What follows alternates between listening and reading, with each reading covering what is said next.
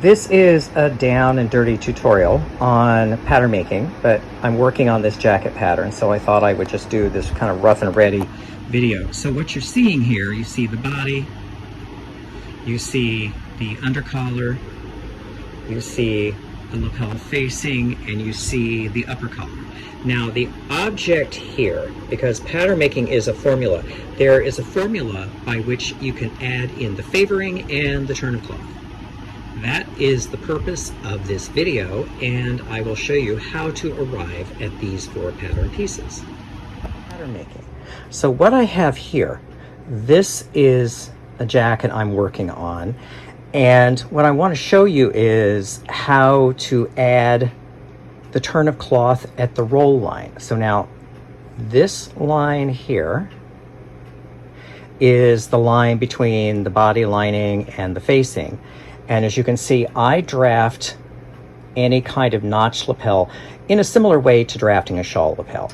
So I've traced off the body lining. I'm next going to trace off all of this onto fresh paper, and then we can proceed from there. Now here is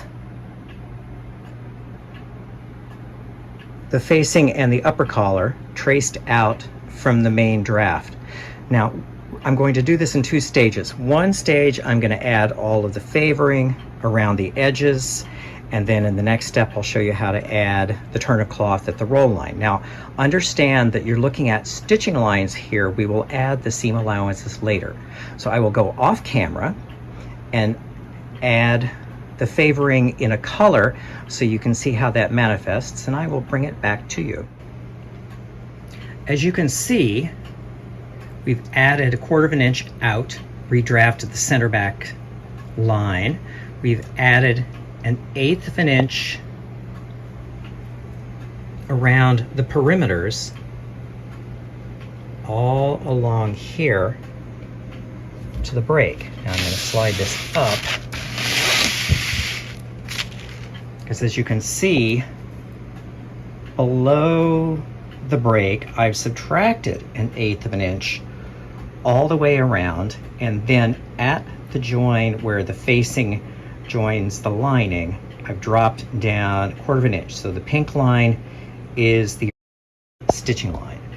So now I have all of the favoring done to the upper collar and the facing body. The next step is going to be adding the turn of cloth at the roll line. So what you see here, this red line here is perpendicular to the roll line. So what we're going to do is we're going to cut along here. We're going to cut along the roll line up to here, and then we're going to cut over to the center. So what I will do is I will go off camera and cut this and spread it and show you what it looks like. So what you can see here is I've cut along and all the way up, and I have spread 1/4 of an inch parallel at the roll line. It's not going to end up being 1/4 of an inch totally here, and I will tape some paper in behind it, but you can see the green part of the cutting mat. That is actually the extra that we're going to add to the facing, so that the facing will be wide enough so that the lapel comes up and over. So this is what they call adding the turn of cloth. So now I will go off camera, add the paper in, and then we will continue. Now you can see that I've added the paper all the way up, and really this mismatch here, as you can see, we just blend that, we split the difference, and since it's 1/4 of an inch, it's not going to affect the fit. But you can see here we've added the paper to create the turn of cloth along the roll line. So the next step will be tracing out the upper collar and the facing. So I will trace those out, and I will bring you back the finished pieces with the seam allowances added. As you can see, there's the upper collar. Here is the front facing. And this little tip will help you to draft a facing that's going to make your collar roll perfectly. So back to the main draft, what I'll do now is I will trace off this on fresh paper and I will bring back the results. So as you can see here, I've traced off the undercollar, added the seam allowances, and then I erased it from the draft.